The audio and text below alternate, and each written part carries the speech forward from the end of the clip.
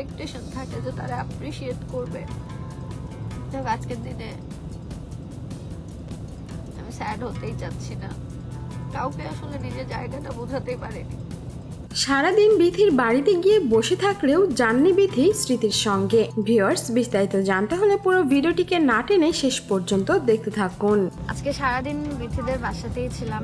যদি তাকে জোর করি সে না করবে না, বাট আমার জায়গা থেকে আমি তাকে অনেক বেশি ফোর্স করি নাই। তবে গিয়েছিলাম এটাই বলতে যে আমরা একসাথে আজকে যাই ঢাকাতে। ইনশাআল্লাহ প্রোগ্রামে হয়তো দেখতে পাবেন, চেষ্টা করবে সে সময় দেওয়ার। গতকালকে লাইভে এসে স্মৃতি এমনটাই জানিয়েছেন। তাহলে কি অবশেষে তিশার মতো এবার স্মৃতির সঙ্গেও বিথির সম্পর্কটা ভেঙে গেছে?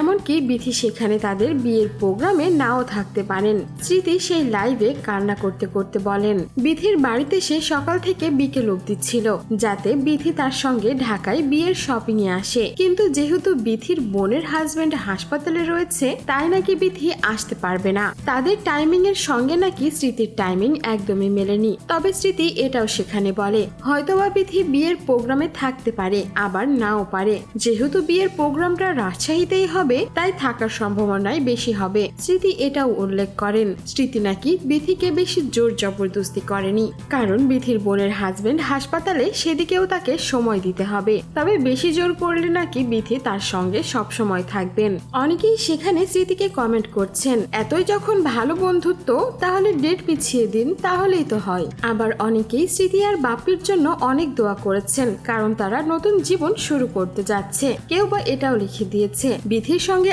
আপনার বন্ধুত্ব অনেক ভালো লাগে, তাই দোয়া করি যাতে এই বন্ধুত্ব অটুট থাকে। সো ভিউয়ার্স, এই ছিল আমাদের আজকের ভিডিও। আর আপনার কি মনে হয়, সত্যিই কি শুধু অসুস্থতার কারণে বিথি আসেনি, নাকি স্মৃতির সঙ্গে বিথির সম্পর্কটাই শেষ হয়ে গেছে? আপনার মূল্যবান মন্তব্য জানিয়ে দিতে ভুলবেন না আমাদের কমেন্ট বক্সে। আর বিনোদন জগতের এমন লেটেস্ট আপডেট পেতে আমাদের চ্যানেলটিকে সাবস্ক্রাইব করে আমাদের সঙ্গেই থাকুন। ধন্যবাদ।